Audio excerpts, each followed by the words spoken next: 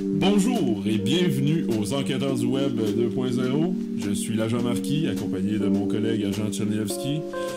Donc nous sommes mandatés par la firme Médias Traditionnels Inc. pour dresser un portrait du web québécois, parce que nous, on vient des médias traditionnels, puis on essaie de comprendre ce qui se passe sur les médias numériques, sur le web. Et aujourd'hui, pour nous parler du web, on est allé chercher un YouTuber connu pour le gaming, principalement. Steelhorse. Bonjour Steelhorse. Ben salut. Ça va bien? Bonjour. Très bien. Et Ouais. vous?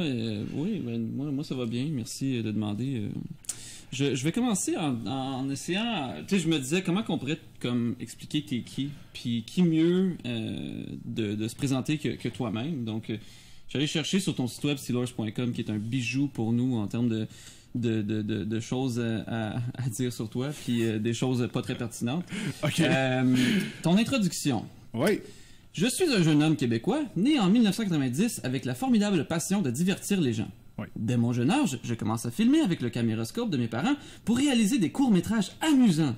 Je m'empressais alors de montrer mon travail à ma famille et mes amis. C'est cool la famille et les amis. Mais j'aurais aimé avoir un plus grand public. Dans ce temps, YouTube n'existait même pas. Hey, lis Je l'histoire me pour suis les donc enfants, c'est trouvé incroyable. d'autres défis. Écoute, la seule chose que je voulais ajouter à ça, parce que pour vrai, je dis, ça explique très bien t'es qui, c'est parfait, mais je voulais juste ajouter aussi, si tu peux en faire ce que tu veux, Ouais. j'ajouterais, je suis aussi, comme le redneck des YouTubers au Québec, Ouais. j'utilise et je montre mon pistolet dans mes vidéos, sachant que j'ai un public très jeune. Écoute, tu peux faire Ok. qu'est-ce que tu veux avec cette information-là. J'arrive pas à trouver le lien. Là. C'est bon, OK. Puis aussi, tu sors jamais de chez toi, puis t'habites en banlieue ou en campagne, là, je sais plus trop où. là. Ah ouais, je creux. Mais ouais, on va parler plus précisément justement des statistiques de ta chaîne plus tard, savoir c'est qui t'écoute, puis du pistolet, on va peut-être revenir là-dessus. Pas de souci. Mais pour l'instant, c'est ça. Donc, Steelhorse qui tient à son anonymat. Donc, ton ouais. nom inspiré de ton signe chinois, cheval de métal. 28 ans, 616 000 abonnés sur YouTube.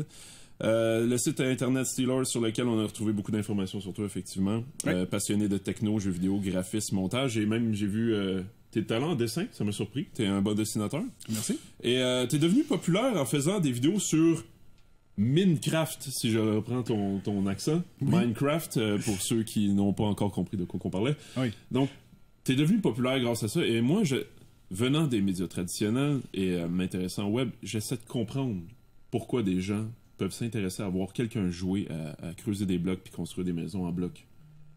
Ben, je pense que, honnêtement, Minecraft, l'avantage qu'il offre par rapport à certains jeux, comme des jeux AAA qui ont une histoire linéaire, si tu as vu déjà une personne y jouer, ben les autres, ça va être la même chose. Tandis que Minecraft, c'est un jeu bac à sable où tu vas suivre une personne dans son aventure et dans lequel il va construire, il va créer, et c'est jamais pareil d'une personne à une autre. Peu importe la chaîne qu'on va voir, peu importe le nombre de vidéos qui s'est fait sur Minecraft, c'est jamais la même chose, donc c'est toujours unique à chaque fois.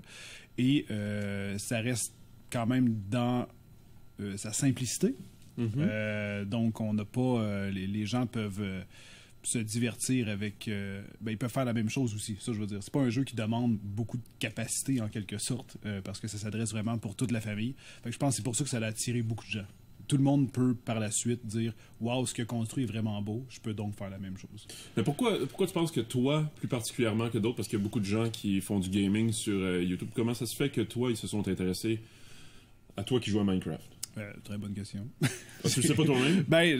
Quand j'ai commencé, j'avais l'idée de partir de manière sérieuse, mais tout ça juste pour gagner quelques abonnés parce que je développais un jeu en même temps, puis je m'étais dit, je vais peut-être pouvoir développer de plus en plus dans mes jeux, puis je vais avoir un petit peu de monde qui va me suivre sur YouTube, puis quand je vais sortir mon jeu, ben, je vais pouvoir avoir un peu de gens qui jouent à mon jeu au lieu d'essayer de me battre contre la compétition qui est extrêmement féroce dans le monde du jeu vidéo. Donc, je m'étais dit, je vais faire je vais faire des vidéos sur YouTube pour m'amuser puis essayer d'attirer un peu de gens.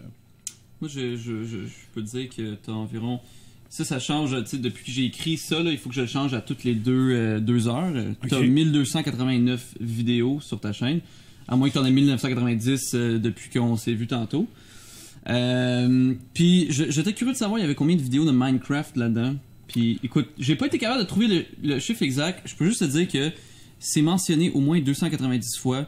C'était assez pour que je fasse OK, c'est beau. T'as joué à Minecraft. Ouais. Mais ben, sur toutes mes vidéos, j'ai 50 vidéos des 10 défis Minecraft qui m'a principalement fait connaître. L'épisode, la série, elle a fini à l'épisode 50, où je suis mort. Et par la suite, j'ai redémarré une autre série qui a eu à peu près 30 épisodes. Après ça, une autre d'environ 8. Après ça, il y a eu une grosse pause. Entre-temps, il y a eu peut-être une dizaine de tutoriels ou de construction de maisons. Et récemment, là, j'ai recommencé. Mais c'est à peu près ce qu'il y a sur ma chaîne en termes de Minecraft. Mais donc, tu le fais pour les vues. Ah, définitivement. Ah. Je déteste Minecraft, donc moi, c'est vraiment YouTube Money, comme dirait Madiba. Ah bon. Mais je suis allé à ta plus vieille vidéo qui montait à mars 2014, puis tu disais « Je recommence une nouvelle chaîne parce que je recommence une nouvelle partie. » Ouais. T'as commencé ça quand, en fait? Si 2014, c'est le plus vieux? Quand j'avais une chaîne qui s'appelait Seven Nemesis à l'époque, que je m'occupais pas vraiment, j'avais fait quelques tutoriels de Minecraft à l'époque que c'était même pas connu sur YouTube. Personne vraiment y jouait, sauf que moi j'avais trouvé ça intéressant, puis je voyais qu'il y avait personne qui faisait de vidéos de ça. Puis je trouvais ça intéressant. J'avais déjà commencé à faire mes passages secrets à ce moment-là que les gens aiment beaucoup, avec la Redstone, puis j'avais commencé à bidouiller avec ça, puis j'ai décidé d'en faire 2 ou 3 vidéos. Je pense que ma vidéo qui avait fait le plus grand succès, c'était comme 3000 vues. 3000 vues, c'était beaucoup.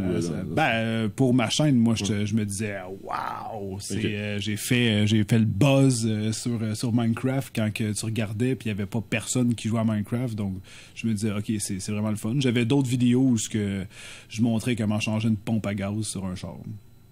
Okay, un petit peu de mécanique. Il y avait un peu de tout. Pas dans Minecraft. Là. Non, vraiment pas. Vie, dans la vraie vie. Pompe à gaz. Ouais. Je montrais pas mon visage, mais je m'amusais à faire quelques petites vidéos random. C'est le moment là, au début de n'importe quelle chaîne quand les gens se cherchent puis ils font juste mettre bien de la merde sur leur chaîne. Ah, définitivement. Jusqu'à temps qu'il y en a un qui fonctionne, c'est ça? Ouais.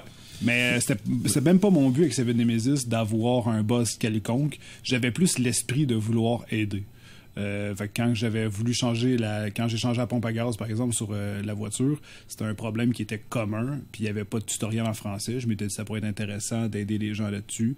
Puis j'avais fait, c'était plus des tutoriels, des choses que j'avais su faire et que je maîtrisais. Ben j'aimais pouvoir le présenter pour pouvoir aider les gens, mais jamais dans le but de faire un buzz ou quoi que ce soit. C'était vraiment je pensais même pas à ça. Je pensais même pas que c'était possible pour moi, littéralement. Fait que je m'étais même pas parti avec... dans le fond, c'est les 3000 vues qui sont devenues comme un peu ta drogue. Où même pas. Tu t'es dit, genre, parce que... Dieu, les vues qui rentrent, là, puis là, le rush d'adrénaline, puis de dopamine, là, puis t'as fait comme un jour... Pas du tout. Même pas parce que la dernière vidéo qui avait fait autant de vues, j'avais pas reposté de vidéo en quasiment 1 an après ça. Je m'occupais juste pas de ma chaîne. Puis ce qui m'a fait lancer ma nouvelle chaîne, c'est principalement à cause d'un creep qui m'a fait peur. OK. Et là, on parle d'un creep dans le jeu. Dans la vraie vie. Dans la vraie vie. Ah, dans la vraie vie? Ouais. Okay. Qui m'a fait peur. Puis les circonstances ont fait que je décide de me lancer sur une nouvelle chaîne. Comment qu'un creep peut te faire peur au point de vouloir... C'est quoi le mécanisme de défense? Ah mon Dieu, j'ai eu peur d'un creep, fait que j'ouvre une chaîne YouTube. En tout cas, à date, c'est ce que je comprends. Ce qui est arrivé, c'est que je me cherchais beaucoup. Ça a été un moment un peu sombre de ma vie où ce que j'allais pas très bien. J'étais en arrêt de travail. Au début, on dit tout le temps, c'est génial, je vais me reposer. Puis après, même pas 2 ou 3 semaines, t'as déjà... tu commences à encercler les icônes de ton bureau parce que t'as plus rien à faire. T'as fait le tour de tout ce qui se regarde, puis tu t'emmerdes, puis là, tu remets ta vie en question. Puis à ce moment-là, je reçois un mail d'un gars qui me dit « Ouais, mon fils, il aime beaucoup ce que tu fais. Okay. Il aimerait vraiment ça te rencontrer. Je sais où tu restes. » Puis là, je commence à lire ça, je commence à avoir peur. Puis là, je dis, OK, au début, ça me fait pas trop peur, mais bon, c'est génial. La première personne qui voudrait peut-être me rencontrer, c'est pour son enfant. J'ai écrit un mail, j'essaye j'essaye d'y répondre un peu vague, mais juste pour essayer de tirer un peu plus d'informations. Fait que j'ai dit, bon, on pourrait se rencontrer dans un Tim Hortons, dans un endroit public. Là, il me dit, non, je peux pas, faut vraiment que tu viennes chez nous. Là, j'aime pas. Là, j'ai fait, là, j'aime pas ça. Donc là, j'ai essayé de là, je peux pas faire ça. Puis après ça, il dit, OK, mais tu sais, il dit, je sais que tu restes à telle place, que t'aimes tel truc, que t'aimes ça, si, ça. Fait que j'ai vraiment fait des recherches. Puis tu sais, c'est vraiment facile parce que t'es vraiment partout sur Internet. Puis, oh shit. Là, j'ai eu peur. Fait que là, je suis retourné sur mes traces, sur Internet. Fait que j'ai écrit mon nom, j'ai écrit mon nickname, tout ce que j'aurais pu faire ou laisser comme trace. J'ai tout supprimé, j'ai réussi à récupérer tous mes comptes, toutes les supprimer, toutes les posts et forums que j'avais fait, j'ai tout délité. Ça a été un travail d'une journée pour essayer d'effacer ça parce que ça m'avait juste fait peur. Puis je m'étais rendu compte à ce moment-là à quel point c'est dangereux des fois de laisser du soi-même sur Internet quand on pense qu'il peut arriver n'importe quoi. Après ça, ça peut être facile d'aller rechercher des informations. Ok, ça fait que c'est pour ça qu'il gardait son nom Steelers. Puis c'est comme une espèce de traumatisme qui a fait en sorte que tu veux pas donner le moins possible d'informations sur la ville où tu vis, ton nom. Puis... Ouais, c'est ça. Ben là, ça dérange-tu si on dit ton nom en live? C'est sûr que j'aimerais ça garder. Fait que Rock Forêt, qui aime ça se faire appeler Steelers dans la vie. Je veux quand même dire. Nice. Bon, ok. Rock, je suis désolé, Rock. Y a pas de souci. Écoute, c'est malaisant, agent Tchadevski. On va t'appeler Monsieur Ski. Je peux t'appeler Monsieur Ski. Monsieur Ski. Tu peux m'appeler comme que tu veux. Ok, cool. Même moi, il me donne pas ce droit-là. Ah! C'est parce que je suis dyslexique, fait que ton nom, je suis pas capable de le dire. Fait que. Ce que je voulais dire, là, c'est que, tu sais, j'essaie de. Quand je parle de toi à d'autres personnes, puis même moi-même, je me trompe dans ton nom. Puis je voulais juste te dire. T'as mentionné tous les noms différents que je t'ai appelés, moi puis mes amis. Là, fait que vas-y. T'as le grand classique Steel Horse. Ouais. Steel Rose. Ah, ça oui, ça. Melrose. Place Melrose. Steel Horse. Oui. Cheval de fer. Le gars qui est connu uniquement pour les vidéos de Minecraft. Le dude qui prend un accent français dans ses vidéos. C'est juste ça sort, tu sais, je suis comme oups, le gars qui parle français même si c'est pas français, tu sais. Ça sort de même. Là tout de suite les gens j'imagine font comme lui le gars qui se prend pour un cheval. Mais veux-tu juste nous dire, expliquer, parce que moi je le sais d'où ça vient le nom, mais Steel Horse, veux-tu expliquer aux gens pourquoi tu t'es nommé rapidement, il y en avait parlé un peu, mais c'est mon signe astrologique chinois qui est le cheval, puis mon élément le fer. Pourquoi? Moi, je veux savoir pourquoi. Derrière ça? Parce que je cherchais un nom qui pouvait me représenter un peu, qui était pas trop long, qui avait pas 46 numéros dedans. Tu sais, comme, mettons, des Super Gamer XX46 du 69. Là. Fait que t'as aucune façon. T'es juste arrivé à signe astrologique. Dis-moi, la première chose que je fais, là, c'est... Hey, je vais aller voir, c'est quoi, là? Moi, je suis poulet ou... Cochon. Poulet... Poulet de feu, man. Poulet de feu, ok. Fait que moi, je suis poulet de feu, c'est ça mon nom. Firecock. Non, ça serait ouais, je sais pas. Une scène de présentation de jouet. On dit pas poulet, c'est un coq, c'est vrai, c'est un coq, le coq de feu. Oui, mais anyways, c'est juste que je trouvais que autant que le nom, je trouvais qu'il punchait un peu, qu'il était intéressant, qu'il était simple, autant que derrière ce nom-là, c'était indirectement moi par rapport à mon signe astrologique. Mon signe chinois. Donc, je trouvais ça juste intéressant tant qu'à me trouver un nom fictif.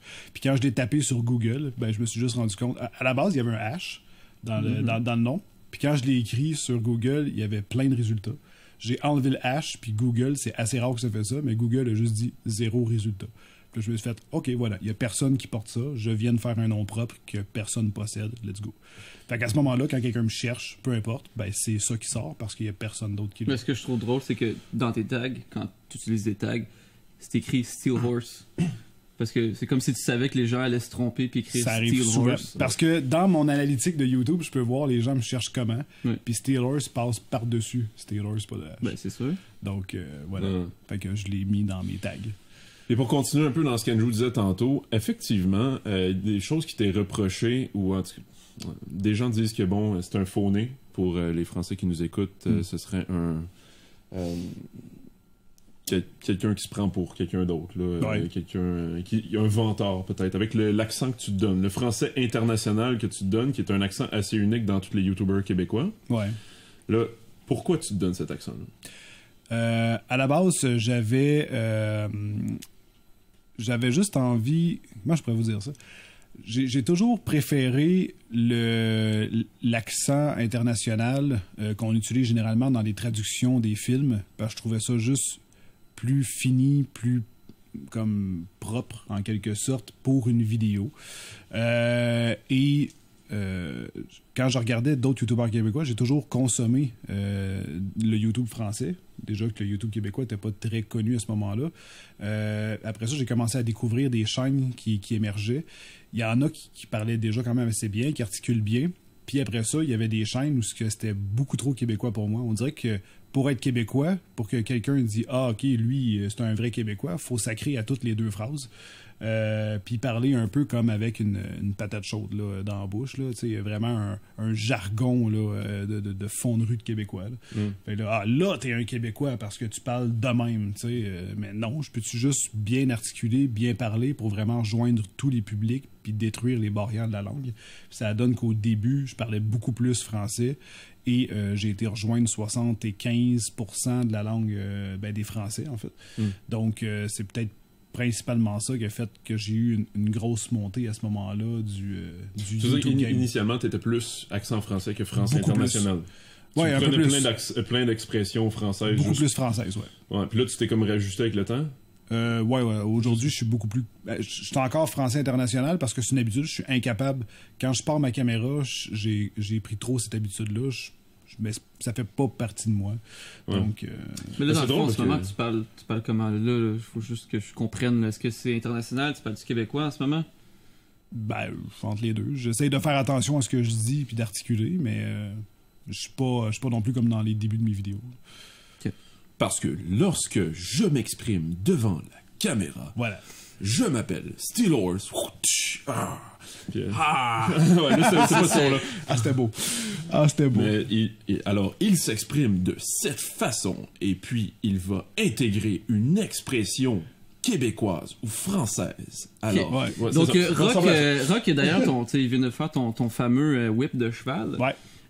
Mon whip de cheval. Ton fouet, oui. Peux-tu nous le faire? Yeah. Okay. Ouais. Donc ça... c'est pas le... je suis bizarre, je m'excuse, ça m'a mal sorti. C'est correct. Ça vient du chess. Ça provient-tu, dis-moi là, genre, tu sais, comme on est juste nous ici, là, on est des amis. Peux-tu me dire, ça vient de Jacksepticeye, right? Même pas. Même pas. Je le connaissais même pas à la base quand j'ai fait ça. Puis en plus, c'est des gens sur ma chaîne qui m'ont dit « Hey, tu plagies Jacksepticeye. » Puis j'étais comme « C'est qui lui? » Puis j'étais allé le voir. Puis à ce moment-là, j'ai comme fait « Oh shit! » On a comme pratiquement la même chose, mais je donnais pas juste la claque avec la même intro. Moi, c'était vraiment comme le cheval. Puis ça a juste parti d'une grosse connerie dans le début de ma chaîne. Où ce que, parce que je m'appelle Steelhorse, je m'étais dit, je vais te taper le cul d'un cheval, je sais pas. Puis là, j'avais juste fait un intro comme ça, puis j'avais mis un bruit de cheval. Puis là, tout le monde s'était mis, genre, oh my god, c'est trop drôle, garde ça. Puis, ok. Puis après ça, je l'ai refait quelques fois. Puis à un moment donné, je vais te barrer, c'est assez. Je vais arrêter. Puis comme sur toutes les vidéos que je faisais, il était comme où l'intro, on veut l'intro, comment ça, c'est plus là, what the fuck. Fait que là, je me faisais reprocher, je la faisais plus. Je l'ai gardé, puis ça s'est ancré en moi tellement qu'à cette heure, c'est intéressant ce côté-là des YouTubers qui se font reprocher par leurs fans des changements d'habitude. Ouais. Puis justement, peux-tu nous parler de... Parce que j'ai vu tes vidéos les plus populaires, c'est deux choses. Soit du Minecraft, soit des essayer de ne pas rire, où ce que tu t'assis devant des vidéos drôles et tu essaies de pas rire. Ouais. Comment s'est passée la transition de... À un moment donné, tu as voulu te détacher de Minecraft. Ouais. Comment ça a été pris, puis est-ce que tu t'en sors bien? Oui, en fait, quand je me suis détaché de Minecraft, ça a mal passé, ça c'est vrai. Quasiment pendant 3 mois, il n'y avait pas une seule vidéo, puis je parle sur une centaine de commentaires faciles sur chacune des vidéos que je sortais, de refait du Minecraft, c'est de la merde ce que tu fais, pourquoi il n'y a pas Minecraft, et où mon épisode de Minecraft, là j'étais fuck, là j'essayais, puis à tous les épisodes, il fallait que je dise aux gens, là aujourd'hui je fais ça, il n'y a pas juste du Minecraft sur ma chaîne, il fallait qu'à toutes les nouvelles personnes qui arrivent, qui me découvraient, il fallait que je dise, ben, il n'y a pas de Minecraft là, aujourd'hui. Là. Je fais autre chose que du Minecraft. Puis même dans la fin de mes épisodes de Minecraft, des fois, je le disais. Vous pouvez aller voir mes autres vidéos, là, je fais pas juste du Minecraft. J'essayais déjà de commencer à me détacher parce que à toutes les fois je faisais une autre vidéo, puis j'avais envie d'être libre de faire ce que je voulais. Ben, on me reprochait que ça, comme s'il fallait que je sorte un épisode de Minecraft à tous les jours, constamment. Peut-être que dans le fond, finalement, les gens ne te suivaient pas pour toi. Ils s'en calissaient de toi. Là. Peut-être qu'ils te suivaient juste pour Minecraft. Définitivement. Dans le fond, après, le reste, c'était peut-être pas intéressant. Ben, je pense que les gens s'attachent vraiment comme aux deux. Quand tu suis pas la personne, c'est que la personne, selon moi, est vraiment pro dans ce qu'elle fait. Fait que tu vas vraiment la suivre pour ses compétences. Puis, sinon, tu as vraiment une belle présence à l'écran. Mais dans les deux cas, je crois que les gens s'attachent à un contenu en particulier parce qu'ils s'abonnent pour ça. Puis, ils ont un attachement. Puis, on dirait qu'ils veulent plus se détacher de ça. Ils se disent, lui, je l'écoute pour du Minecraft. Lui, je l'écoute pour, mettons, tel jeu. Lui, je l'écoute parce qu'il fait telle affaire, that's it, à minute qu'ils s'en vont vers autre chose. On dirait que les gens ont de la difficulté, surtout si t'es fait connaître pour ça. Fait que, comme juste vous autres, là, je pense que vous comprenez avec les jokes de papa. Nous autres, je pense que tu nous confonds avec d'autres personnes. Ça arrive c'est souvent, vrai. on ressemble beaucoup. Kevin et de Gaboum Film, oui, mais non. C'est vrai, vous y ressemblez beaucoup. Mais d'ailleurs, j'ai quelque chose à propos de ça. Oui. J'ai vu que tu as fait une vidéo avec les gars de Gaboum Films l'année passée, dans un joke de papa. Qui est le même principe, tu dis que, dans le fond, que tes vidéos Minecraft, les jokes de papa étaient super populaires. Ouais. Puis, c'est juste dire que c'est là que j'ai vu que tes fans, à quel point ils sont jeunes puis immatures, parce que je regardais dans les commentaires, à la fin de la vidéo, on disait, c'était un match nul, puis là, on demandait aux gens, vous, qui vous pensez a gagné? Quelle équipe a gagné? Mais clairement, les gars de Gaboum avaient gagné, il y avait clairement moins ri. Mais j'ai quand même trouvé Steelers 404 fois dans les commentaires, tandis que Gaboum 210. Puis le nom de Andrew, je l'ai trouvé 37 fois. Puis les 3 premiers dans ça, là, c'est juste écrit « Ta gueule, Andrew ». Donc, tout ça pour dire que ton public est quand même jeune. Fait que je peux comprendre qu'à un moment donné... C'est tellement parfait. Des fois, les gens... Il y a une petite rancœur ici. Là. Ah ouais, hein? Il fallait qu'il l'expose. Je sais pas de quoi tu parles, agent Marquis. Merci, je parlais. Hein? De Andrew Tchernevski. De Andrew Tchernevski, le gars de Gaboum Films. Il n'est pas agent Tchernevski, c'est pas la même personne. Non, c'est ça, exactement. Mais juste pour dire que, tu sais, t'as un public qui vieillit, on s'entend. Oui. Puis t'as environ 600 000 abonnés. Puis on voit que... C'est quoi les statistiques? En gros? J'ai 100 000 abonnés, j'en ai 20 000 qui me regardent. Ben c'est ça.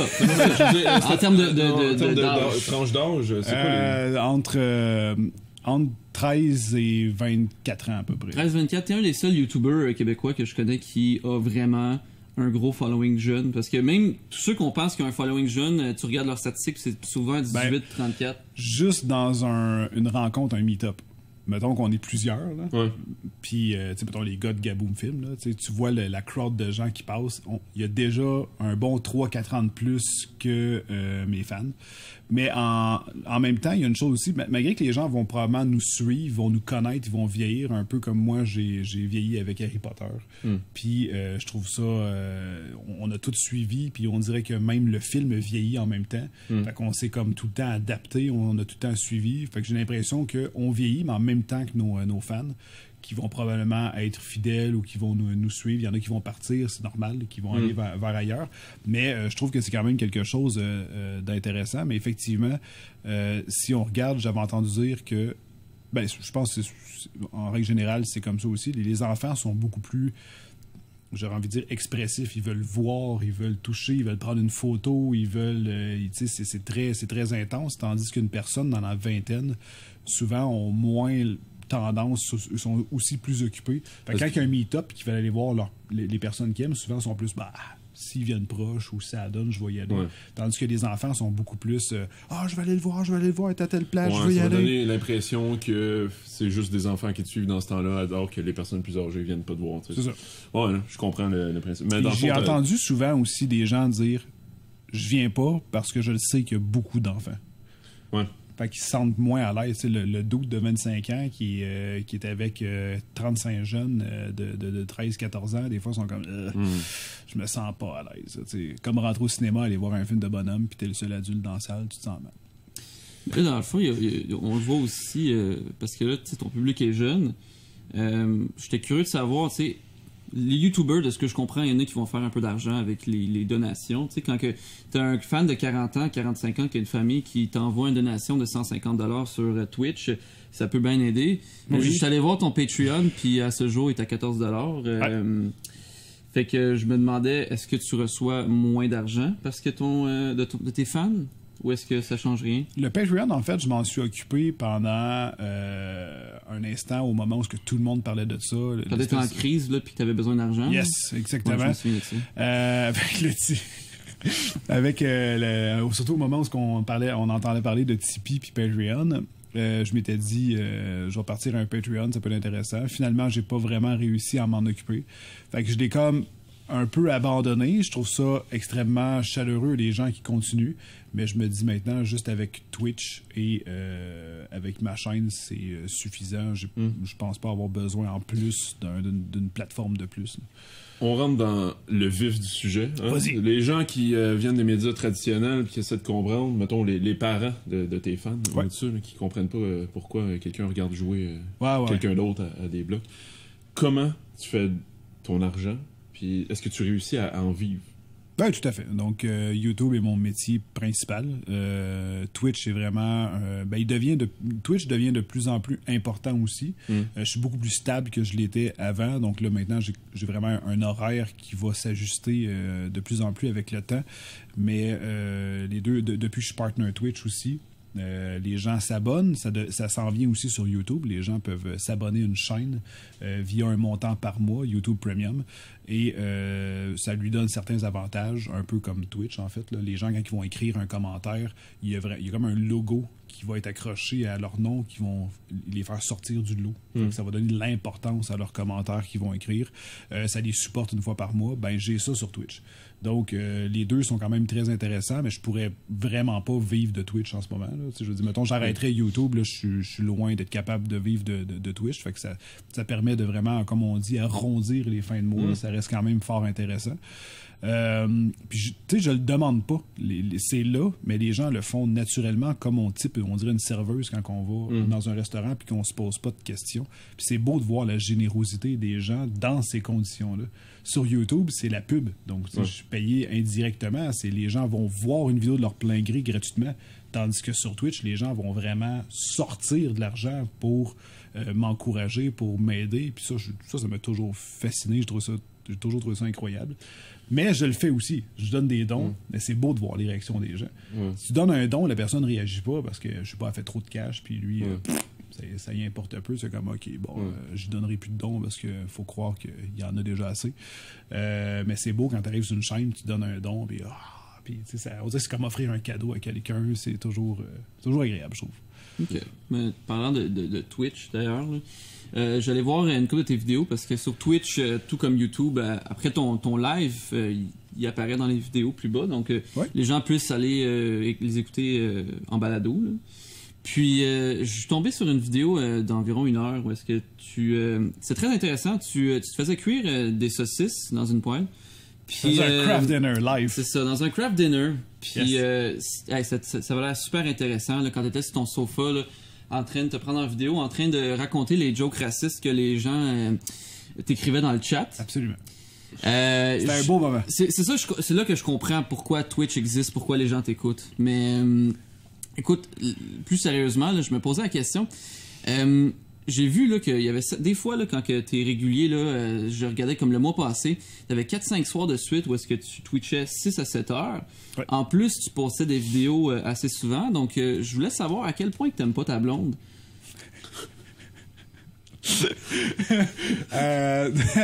Dans ces moments-là, ce qu'il faut savoir, c'est que ma blonde est très...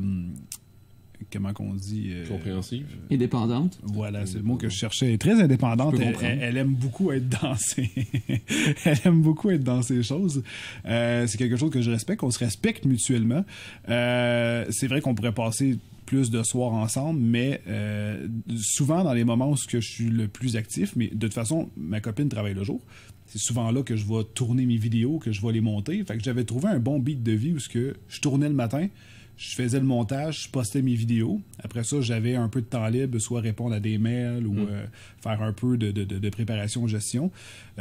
Puis après ça, souvent, je bouffais, puis là, je commençais à faire mon live. Puis ma copine arrivait dans la soirée, puis quand elle arrive, elle est claquée. Fait qu'elle arrive, elle va dans son bain pendant 2-3 heures. Puis après ça, elle écoute des émissions, elle fait ses affaires. Puis après ça, elle s'en va écouter ses téléséries, whatever. Fait que, tu sais, je veux dire, même si j'étais là, quand elle revenait de travailler, elle aimait quand même être dans sa petite routine de « je reviens de travailler ». Donc, tu sais, j'aurais pas nécessairement pu être 100% avec. Fait que tant qu'à faire, je me suis dit, toutes mes vidéos, tout ce que j'avais à faire est fait dans la journée. Fait que tant qu'à jouer avec un ami, avec un jeu ou quoi que ce soit, je vais faire un live. C'est drôle parce que tu parles juste du fait que tu parlais de la vie privée, c'est dangereux de mettre de l'information. Mais tout ce que tu fais, je peux le retrouver sur Twitch parce que je regarde ta dernière vidéo que tu as faite. Tu jouais à un jeu de course. Puis en fait, tu faisais le montage d'un jeu de course que tu avais joué. Puis tu faisais la miniature, tu parlais avec les gens. Puis là, après ça, tu regardais une vidéo YouTube avec tout le monde. Je fais comme. Rendu là, je comprends pas. Là. Installe-toi des caméras partout. Puis fais juste avoir un stream live 24h sur 24. Là. Peut-être ça pognerait. Ça pognerait en maudit, là, tu sais, la fois aux 4 mois que t'es dans le même lit que ta blonde, peut-être que ça peut... Wow! Ah, j'avoue, ça pourrait peut-être mettre un peu de piquant dans notre couple. Génial. Ouais. Tu entendrais les petits ding-ding à chaque fois que quelqu'un t'envoie de l'argent, là, fait que ça va peut-être te motiver, te rendre un peu la drive. Mais là, on change de site web, là, rendu là. Ah oui? Ouais. C'est vrai, Twitch, on peut pas être... à moins qu'on arrête le live, que là, je dis aux gens, on fait un raid sur ce site de porn-là, où est-ce qu'on est live. Sur Snapchat. C'est ça? Non. Je sais pas c'est quoi. Ouais, c'est ça. Okay. Mais dans la même lignée, justement, sans joke, est-ce que tu t'imposes un horaire? Est-ce que tu donnes des congés? Ou t'es juste tout le temps en train de produire puis tu sors pas de chez vous? Je travaille. Je travaille. C'est à force que les gens disent ça, mais je travaille pas. Je me suis toujours amusé en faisant YouTube. C'est juste que là, ça devient, on dirait, un métier. Fait qu'on est porté à dire, quand quelqu'un t'appelle ou quoi que ce soit, je travaille en ce moment, je fais des vidéos. Là, Mais les fins de semaine, je fais rien. Je m'oblige de garder ça avec ma copine. Mais honnêtement, être célibataire, je crois que ça serait malsain. C'est-à-dire que je serais probablement en train de faire des vidéos de Minecraft. Tout le temps. Je serais constamment probablement en train de faire des vidéos et je serais probablement tout le temps en train de faire des lives. Ouais. Constamment, tout le temps. Puis je sais que ce serait malsain, mais j'aurais pas... J'en ai parlé l'autre jour en live, puis on dirait que j'ai juste pris c'est devenu une habitude vraiment étrange où je suis tellement habitué de tourner des vidéos en jouant que maintenant, si je tourne pas, j'ai moins de plaisir à jouer. Oh mon Dieu. Fait qu'il faut que je sois live ou il faut que je tourne une vidéo pour faire ça, pour avoir plus de... Tellement que c'est devenu une habitude de vie. J'ai entendu que pour certains, c'était stressant d'être live parce que tu ressens le besoin de toujours devoir animer. Même si tu joues avec d'autres personnes, tu joues avec tes amis. En fait, je sais pas si tu as des amis. C'est pour ça, finalement, tu fais des lives tout le temps. Parce que tes amis, c'est tes fans aussi. Ouais, là. tout à fait. Donc, dans le fond, pour toi, jouer, c'est comme, c'est comme interagir avec tes amis. Ouais. Tes 200 ou 150 amis qui sont là. Tout à fait. Mais Mais un peu triste. Je fais une parenthèse, quelque chose qui est quand même assez beau, je trouve, puis j'en ai parlé aussi récemment. Je trouve ça incroyable de voir quand je démarre un live, à quel point qu'après 1 an, 2 ans à faire des lives, j'ai toujours les mêmes personnes qui sont là. Il y a vraiment des gens qui sont extrêmement fidèles. Et ça me passionne, je trouve ça impressionnant. Les personnes, surtout me regarder. Hein, c'est pas. C'est impressionnant de se dire, crème, on peut regarder un gars comme moi. Mais c'est juste de dire d'être fidèle après tant de temps, je trouve ça. Je sais pas, je trouve ça m'impressionne. Tu sais, je veux dire, j'ai des personnes. Moi, j'ai toujours été quelqu'un qui est un peu dans. Comment je pourrais dire ça, dans la zone grise, là, surtout au niveau média et tout. Il y a des gens que j'aime beaucoup, que je vais suivre longtemps. C'est comme Gaboom Film, j'aime beaucoup ce qu'ils font. Fait que très bon, c'est des choses que... Il y a certains YouTubers que, à toutes les fois qu'ils sortent une vidéo, ça, je sais que je vais aller la voir. Fait que c'est une habitude, j'aurais envie de dire. Ça fait partie de ce que je fais. Fait qu'on dirait que je suis porté à aller voir, évidemment. Là, je consomme beaucoup de YouTube en règle générale. Mais mettons, on parle dans la musique. Il y a des gens qui sont vraiment fans de des groupes de musique qui vont toujours être là à la sortie de leur album et qui vont toujours comme constamment être un peu dans leur vie comme limite des groupies. Puis j'ai jamais eu ça. d'être vraiment comme fan fini de quelque chose en soi. Mettons, Toi, t'as jamais été fan. Non, j'ai jamais été fan Ok. fini de quoi que ce soit. Fait que Mettons, ça te dépasse quand quelqu'un l'est de toi. Oui, ça m'impressionne Ouais. de me dire, waouh, il y a des gens qui sont, même après 1 an, constamment là, pratiquement à chaque live. Ouais. Puis j'ai toujours trouvé ça incroyable. Quand toi, tu l'as pas, on dirait que ça t'impressionne plus venant d'ailleurs, j'imagine. Moi, je pense que en tant que les YouTubers en soi, les gens sur le web, je pense premièrement à un moment donné ils sont écœurés puis qu'ils n'ont pas le temps. Ils n'ont pas le temps d'être fan fini de quelque chose. Là. Parce qu'ils sont C'est fans ça. finis d'eux-mêmes. C'est ça, ils sont fans Ouais. finis d'eux-mêmes. Fait qu'écouter des lives de 2-3 heures, 7 heures d'un gars qui joue à Minecraft versus lui-même le faire, tu sais, c'est bien mieux qu'il le fasse lui-même. Comme ça, au moins, il va se faire au moins $15 Oh, avec ouais. ses 7 heures de stream, ce qui est très rentable quand tu y penses. Tout à fait. Tu sais, au lieu d'avoir une vraie job 9 à 5 avec Ouais. un salaire de 50 000 par année, pourquoi pas faire $13 sur Twitch? Je comprends pas pourquoi il Tu y a sais, 13$, ça te paye. un bon trio Big Mac que tu vas... C'est par la suite mal passé, mal digéré. Oui, puis- tout à fait. Fait qu'on va passer une autre heure à la salle de bain, donc c'est plus de temps perdu finalement. Tout à fait. Ah, bah oui, Ah, heureusement que la salle de bain, c'est un endroit de gloire pour être créatif. Moi, je vais dire, je reviens sur ton site web. Parce que Ouais. ton site web, pour moi, là, on dirait que c'est un site web que t'as fait en 2014, que t'as juste laissé là, puis il roule depuis ce temps. Il a été refait le site web récemment. Tu l'as refait? Ouais, 3 fois. C'est drôle, ça. Donc, dans la section FAQ, ce qui me fait rire, c'est que, tu sais, on peut trouver des informations très pertinentes comme quel équipement tu utilises, quel logiciel, puis est-ce que tu veux des enfants? Ouais. Pour ceux qui se posent la question, la réponse est non. Non, Rock Forêt ne veut pas des enfants. Je sais pas si sa blonde le sait, mais écoute, Oui, elle le sait. je t'apprends Ok. ça. Mais ce Ah, que je- j'avais Elle l'a visité son elle l'a- site. ouais, elle l'a appris sur mon site, sur ma FAQ. Qu'est-ce que tu veux pas des enfants? Genre, attends, non, check bien la discussion. là, Genre, hey, Rock, qu'est-ce que tu veux des enfants? Alors, je t'invite à visiter mon site web steelhorse.com pour Wow. voir la réponse.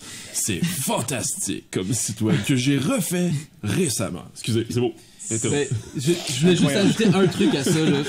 Incroyable.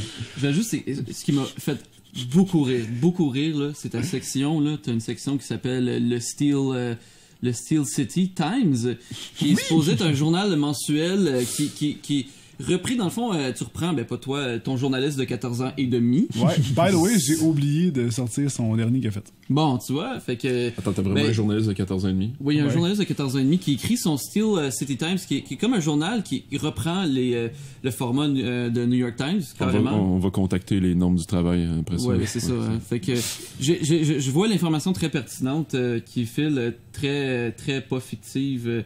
En fait, ce que je me demandais dans tout ça, c'est t'es qui toi pour penser que les gens veulent un fucking journal sur toi? Je veux dire, mon Dieu, La quand violence. même, là, il faut s'aimer en maudit pour accepter Ah, hein? qu'on écrit sur nous-mêmes là, C'est fou, pareil. hein? tous les mois. Ouais. Je veux dire, t'as des lives pour ça, t'as des vidéos YouTube que tu postes à tous les jours, quasiment aux 2 jours. Ah ouais. À un moment donné, y a-tu assez d'informations? Puis après ça, tu veux pas que je dise que ton nom c'est Rock Forêt. Je veux dire, come on! Écoute, ce qu'il faut savoir, blague à part, il est vraiment fucking talentueux. Moi, je trouve ça incroyable de dire On qu'un peut-tu jeune... name drop? Non, 14 Ouais, ans. ben, c'est son pseudo que tu peux dire. C'est Velnox 23. Velnox 23. Et ce qui est impressionnant, c'est que de la façon qu'il écrit, puis le pire, c'est que lui, il était là dans mes lives, puis à l'époque, je jouais à... Minecraft.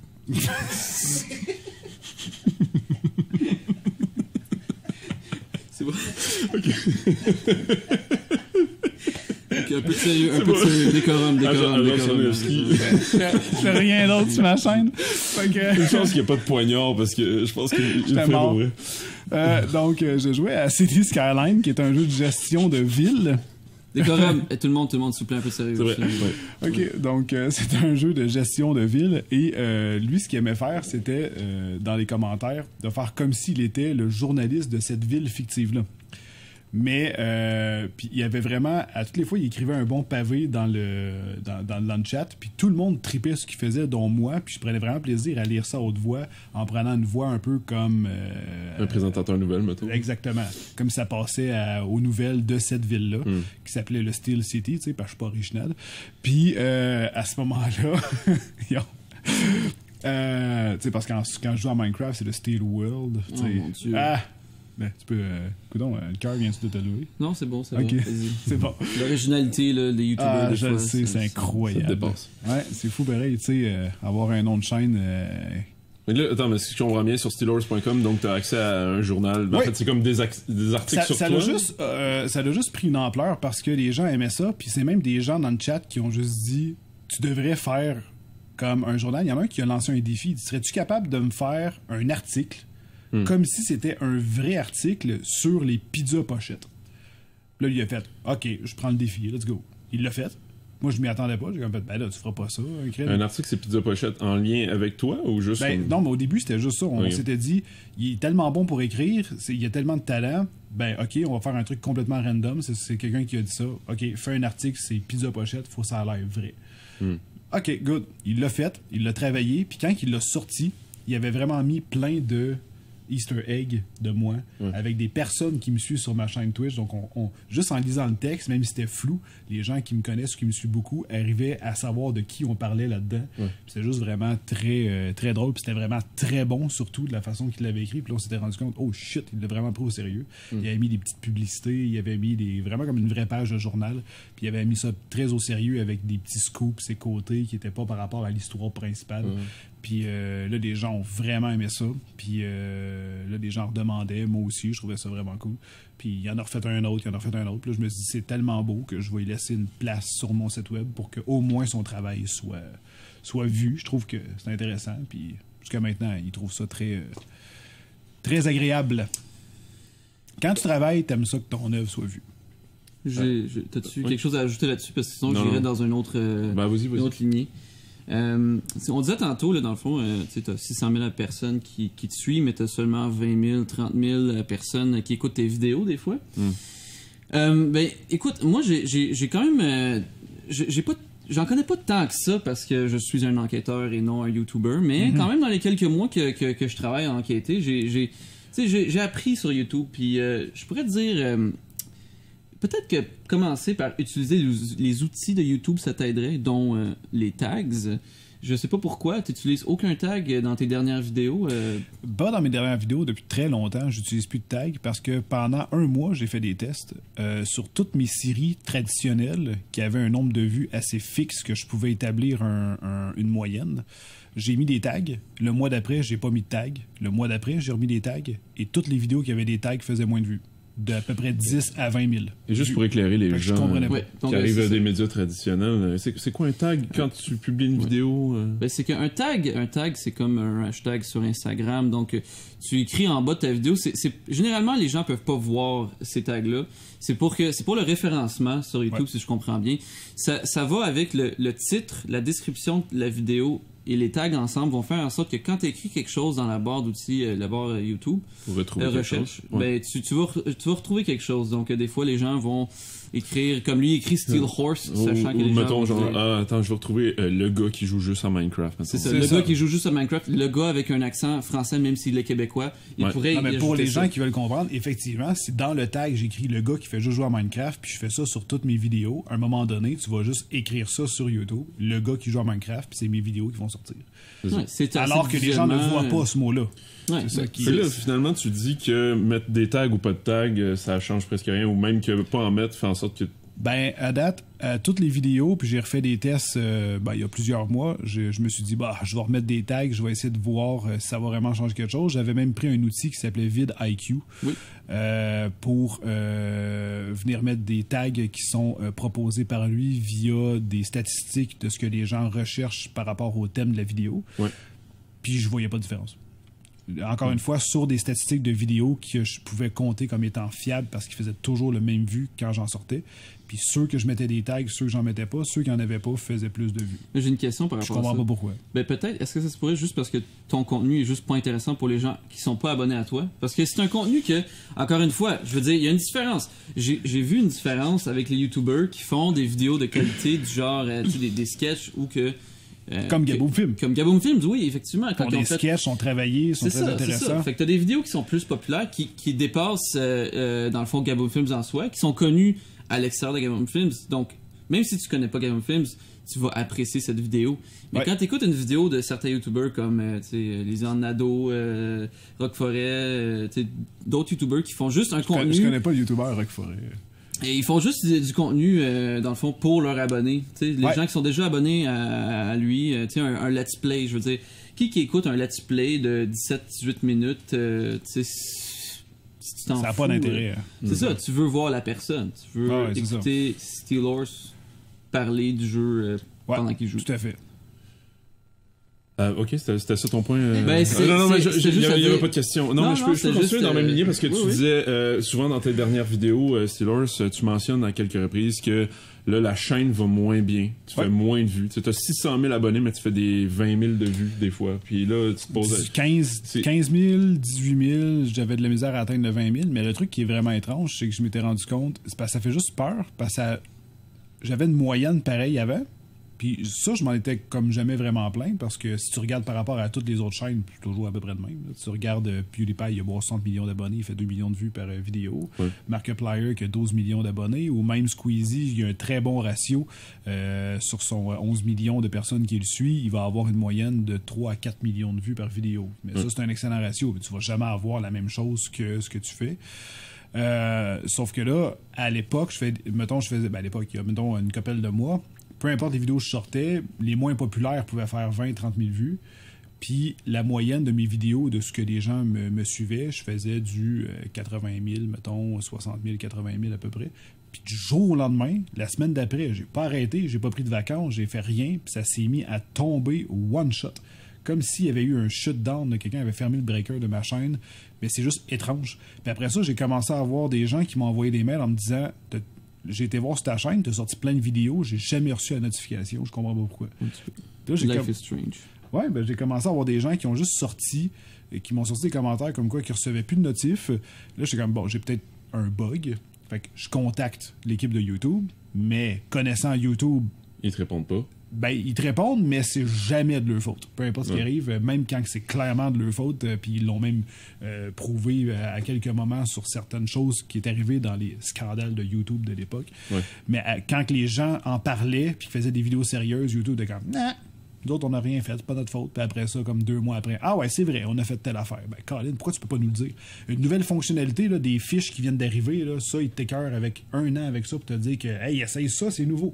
Mais quand ils changent quelque chose dans le règlement, dans le système, ça, ils te le disent pas, par contre, faut que tu te fasses pogner puis que tu te fasses ramasser comme les gens qui se sont fait supprimer leur chaîne YouTube sans avertissement parce qu'ils avaient fait une annonce qui allait être live sur Twitch.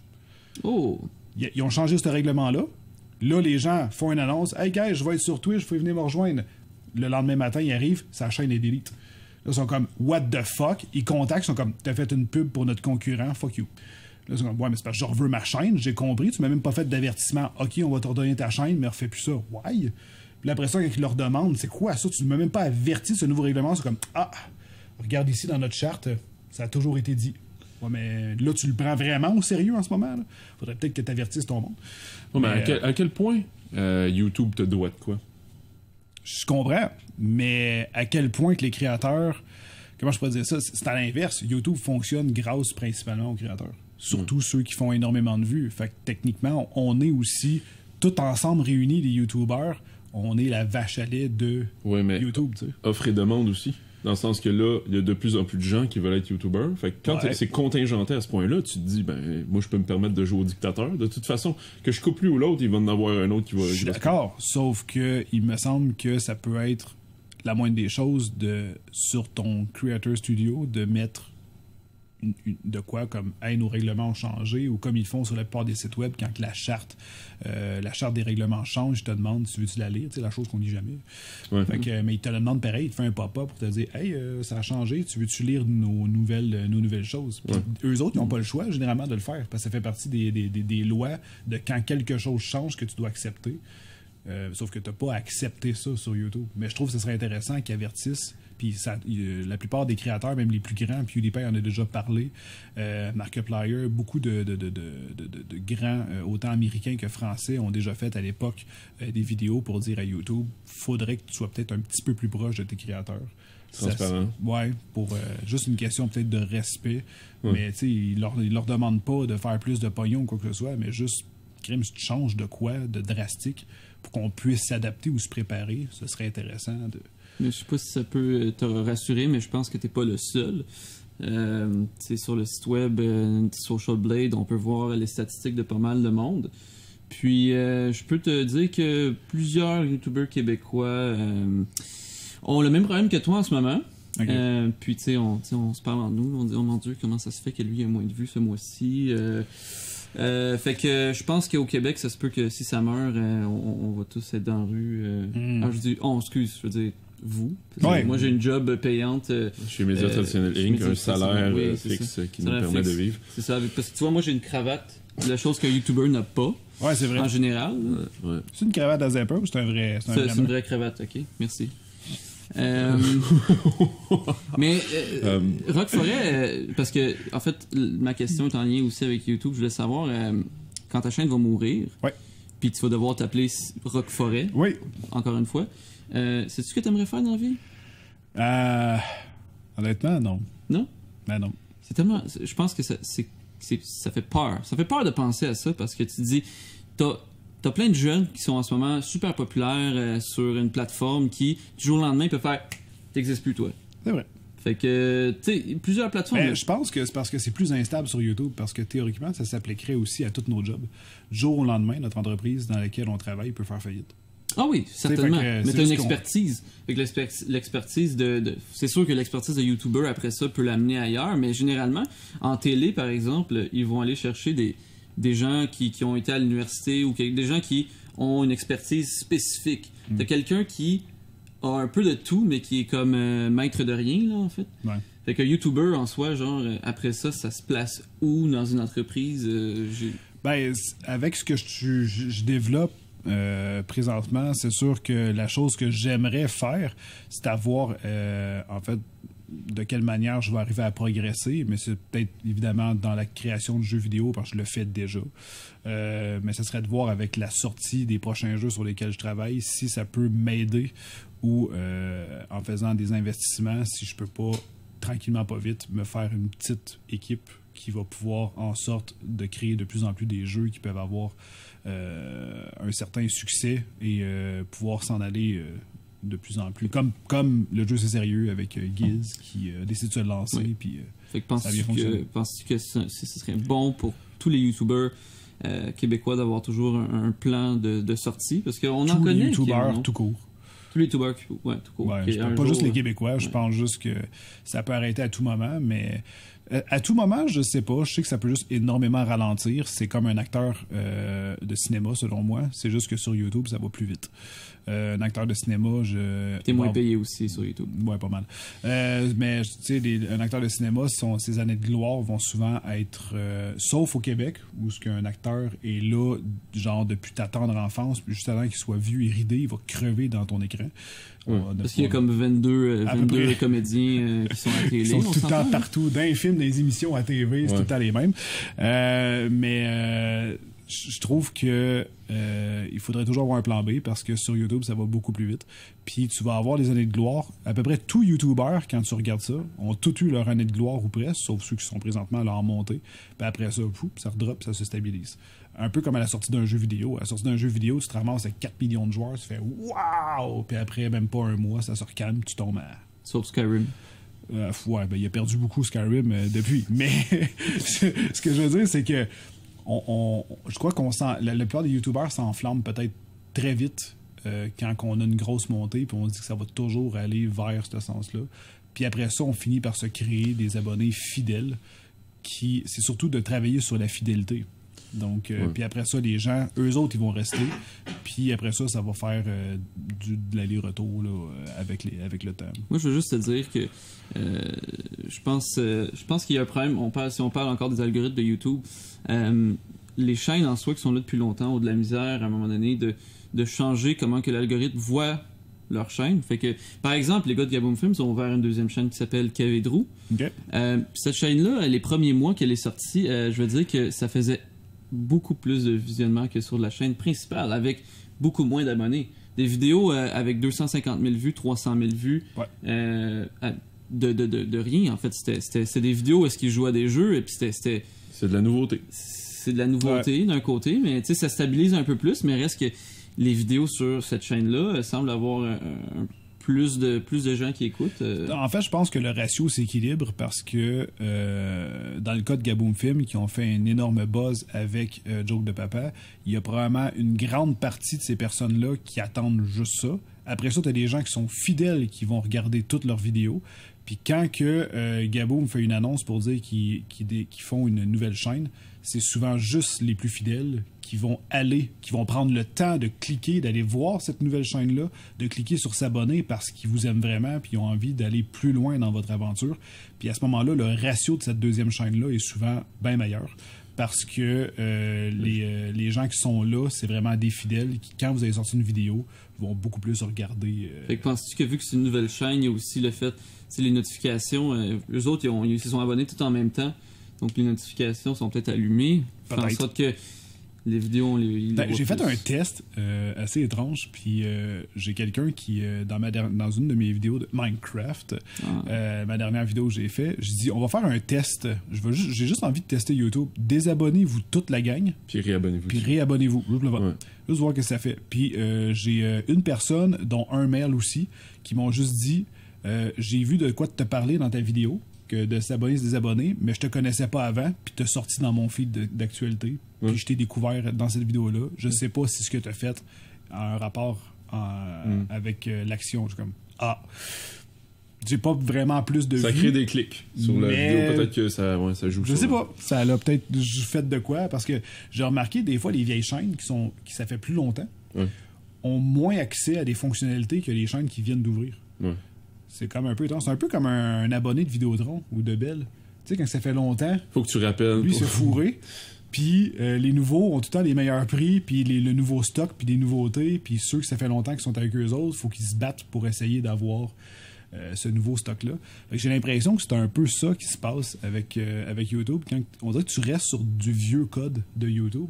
Fait que des fois, quand ils font des nouveautés, des updates, ta chaîne, elle se fait pas updater. Fait qu'on dirait que parfois, ça y fait mal ou indirectement. Puis pour YouTube, j'arriverais peut-être à comprendre, vu à quel point ils sont gros, puis le nombre de millions de chaînes qu'ils ont à faire, ça doit pas être si facile que ça de déployer une mise à jour sans que ça apparaisse, parce qu'ils peuvent pas arrêter le site web. Tu vois, les autres, ils ont même pas leur service à la clientèle. Tu dis Bell, au moins, leur service à la clientèle, il existe. Il est en Inde, mais il existe.